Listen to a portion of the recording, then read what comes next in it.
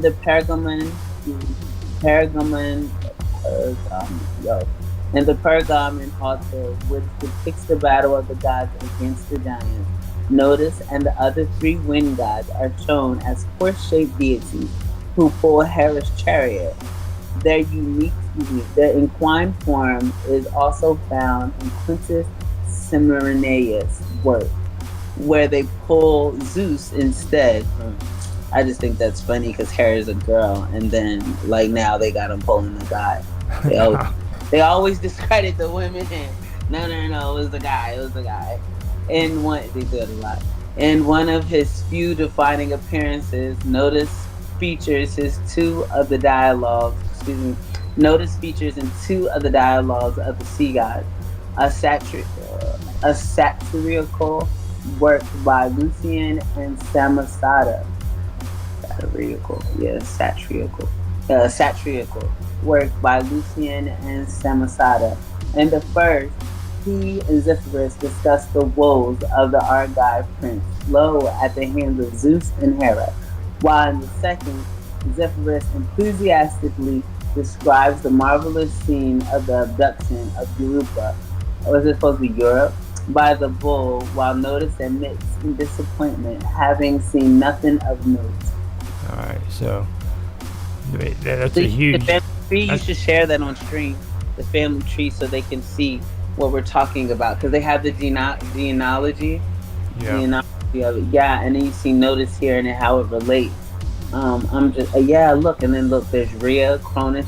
That's funny, that girl Rhea, or that name Rhea, that was the person who was always giving me hell over here on mine. She's gone now, but her name is one of these people. Oh man, that puts a lot of stuff more in perspective now.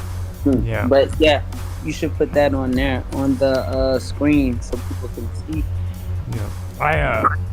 I can put that on there. I also posted it up on the chat too, so let me pop that up there. Yeah, that's a pretty good setup. Okay, I know what it is. I need to place my tabs a little bit better. Okay, there we go. We got it. And then I'll scroll down to the timeline. Alright. And let everybody see that. I don't know if it can get it. Yeah, it's got it in there pretty good. Yeah. Oh, I see it. Yeah, we can zoom in. Mr. Robot's joining your chat. Oh, is he? Mm-hmm. There he goes. Hey, guys. Hey, what's up? Hi. You see this timeline? Take it what you're doing. We're taking a look at Notice in the Phoenician history, and I had Karma read a little bit on Notice. Now we're showing the Notice family tree, and it goes up, guys. I was just looking at. You see how this line goes from Sirius, then it goes down, and it goes around, and then we come down here to Themis. Yeah. See, like yesterday we were discussing Uranus, okay, and that is. We were not discussing Uranus yesterday, guys. Last week we were discussing Uranus. My Uranus or your Uranus? I mean, says it. I attempt to keep my composure, but the immaturity in me just let it go. Okay, I'm back to reality though. We're in history. It's just so funny every time I say it. But yeah, so look, okay, as you were, don't let me interrupt. I'll just listen in for now. Oh, I always interrupt. He has to put me back on track. We're on history today. Okay, I apologize for that. So, those folders, put it in the corner. But so Uranus is at the top. It shows this on Eos or Eos. In ancient Greek mythology and religion, Eos is the goddess and personification of dawn, who rose each morning from her home at the edge of the river Oceanus to deliver light and disperse the night. In Greek tradition and poetry, she is characterized as a goddess with a great sexual appetite, maybe. I don't know. Where's Atheist? Not Atheist. His name is like Aeuro. No, but No, he's not on here. He's now. Go ahead. Now, notice his father is in Greek mythology, and Astraeus or Astraios is an astrological deity. Some also associate him with the winds, as he is the father of the four Anemoi by his wife Eos, and the Anemoi are the brothers that you just described right here. Notice and his. But look where they have Cronus at. See, this doesn't make sense because Cronus and Eos are supposed to be together, and Cronus is nowhere near. What is this? Let me look at my notes, because this is when we were talking about it last week. No, you got to remember, this is most likely Greek. Okay. Okay, so it's different. So that might be what it is. I might be crossing it. They don't really distinguish with it. Like, this actually is most likely focusing around the Greek, because ancient Greek. And see, yeah. Here it is. Aether, according to Hesiod, is he the son of Erebus and Nyx and Night? Okay, in Orphic cosmogony, Aether was the offspring of Cronus and the brother of Chaos and Erebus. And see, there's no Erebus here. This isn't Greek. Greek in Greek mythology, Aether. Now, where is he at on here? There's no Aether here. I don't see him. See, that's what I was saying. He's probably there, but in like a really, really crazy Greek spelling. Now see, Kronos. And even Nyx isn't here. Where's Nyx at? Kronos is the son of Uranus. And it doesn't say that. It doesn't show that Cronus is the son of Uranus. It doesn't even have. It has Cronus going back. Can you move that thing, the box? Oh wait, hold on. I have it right here. You don't have to. Oh, there, you did it already. You did it. See, it has Cronus at the top, and it takes Cronus to Crius, Crius. So he's the son of Uranus, but look at. Oh, I see this line. The header going down. The headline is focused towards Notice's family tree. See what I mean? So, of course, but I mean, he probably isn't even related to Notice in any way. See what I mean? He comes. Notice comes from the family of Uranus. And see, I don't see how that could possibly be, because really if Crasius, it doesn't make sense.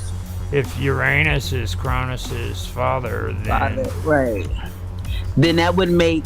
But and see, the way they have it here is Crius is where Cronus comes from, and Cronus comes from Crius, and Notice is basically his great grandson, but they show no connection to see Crius and Eurybia. See that Eurybia girl, she's here, and Erebus is the son of, according to Hesiod, he was the son of Erebus, Darkness, and Nyx, and the brother of Hemera.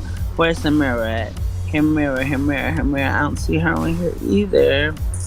Oh, shut up. Eurybia, I have you somewhere in my notes. Where are you at, Eurybia? I don't see you now. But it just does not make sense.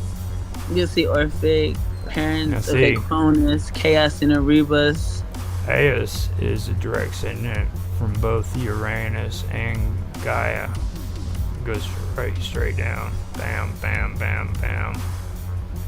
And straight over here. Selene, and then that's like he's born into the family, like married into the family. Oh no, that's the real family. Austrius is the married in. Hi, pretty kitty. It's pretty interesting. That's just more interesting that it seems to be missing a whole chunk of connection. Well, Because I'm just still... you also got to realize this is Wikipedia too. every time. You know. Yeah, we'll charge it to the game type thing, right? I just Uranus is Pretty okay. big. Themis. What I just saw you. I just read about you. How come I don't see you in here now? Themis, Tyrus, Pontius, Montia. I don't see any of these people anymore. Yeah.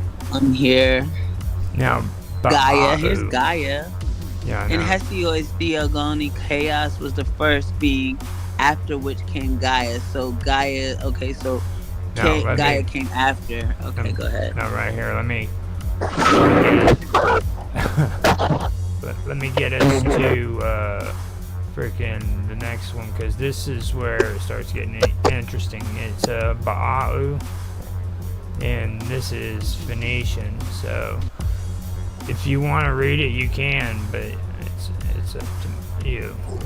Okay, so this is the one that you just sent me, right? Let me. Yeah, it's in the chat. Phoenician. Yeah, the second. Okay. So. Now, let me see if I can find the. It just brought you to the freaking page. It didn't even bring you to the actual name. Let me type that into the search. I was about to say, I can, if you would like, I'm starting at Eusebius of Caesarea. That's a big book. You want me to read it or no? You can read it if you want to. You start from the beginning where it says... No, I don't mind. I just was wondering if it's what you're talking about. Okay. Yeah, so, Eusebius of Caesarea, or Eusebius Pamphile, was Bishop of Caesarea in Palestine. He is considered the father of church history and was a Christian scholar and presbyter in the Church of Caesarea. His major work was his History of the Church, a massive piece of research that preserves quotations from many older writers that would otherwise have been lost, specifically for researchers of Phoenician history. In the extracts from his book, Praeparito Evangelica, Preparations of the Gospel, from a translation by E.H. Gifford in 1903, a considerable gist of Phoenician theology is made available. In fact, Phoenician history contained in this book is the oldest non-coded document of the Western world's historical archives. Furthermore, it is particularly valuable because its author, Sanchuniathon, was a free man who did not hesitate to denounce myths. Phoenician history is a fundamental document of human culture, and the surviving fragments of it were almost lost had it not been for Eusebius. Before the reader examines the extracts mentioned herewith, four important icons of knowledge need to be made known to the average reader of history who may not be familiar with them. They are Sanchuniathon of Bertius, Tadius of Bibulus, Philo of Biblius. Oh, see what? So it's Tadius of Biblios and Philo of Biblius. Oh, okay. Yeah. And Parphari of Tyre, Sanchuniathon of Berytus, or Sakun in Phoenician means the god Sankun has given. He was an ancient Phoenician sage, priest, and writer. He lived before the Trojan times. Judging from the fragments of the Phoenician history, Sanchuniathon appears to have been a contemporary of Semiramis, the queen of Assyria, the wife of Ninus, with whom she founded Nineveh 2000 BC. However, go ahead. No, covered. That's what we were covering there with her. Like, that's the mythical one. But the actual one was the one that was actually married to, what was his name? I've got it here. She was... Shashmar or Shashamesha? Yeah, I've got it on here. Okay. She was at Santa... She was actually married to Shamshi-Adad V. And that was 824 to 811 BC. She's the one who ruled over Assyria for 5 years. So we talked about her last week. Yeah. We mentioned her a little while ago too when we were going through the timeline and everything. So yeah, I wanted to mention that, and you can continue now if you want to. Okay. However, some believe that Sanatrinathan was a contemporary of Gideon, 1339 BC, without any proof. His book goes back into fabled antiquity. Sanatrinathan, like the Gaspa, I know the G sound, so is Vasta or is it Bagasa in India? Bagasa in India is said to have been a compiler of extremely ancient theogenic and historical documents that had been transmitted to him, either by oral tradition or in writing. Sanatrinathan derived the sacred lore from the mystic. I feel like you read this already. Yeah, we have. You're just, I'm letting you read it. We'll reiterate. Okay. Sanatrinathan derived the sacred lore from the mystic inscriptions on the Northjotis. Yeah. Northjotis, probably Hamanian sun pillars, which stood in Phoenician temples.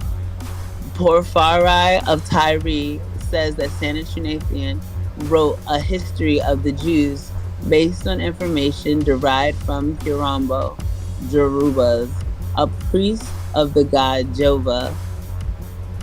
That would be Yahweh. I.e. Yahweh. He dedicated it to the Abelabal and Abibal, Abelabal and Abibal, king of Bertus. The story was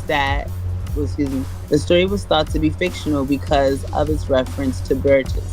However, excavations in Bertus in recent years prove that the city may be older than Byblos, that has cultural traditions in 8000 BC. His Phoenician history may be regarded as one of the most authentic memorials of the events which took place before the flood. It begins with the legendary cosmogony and relates to how the first two mortals were begotten by the wind spirit and his wife Baal. That's how we looked up her and found out about Baal, Baal, and we did that day. Darkness. It refers to the fall, the production of fire, the invention of huts and clothing, the origin of the arts of agriculture, hunting, fishing, and navigation.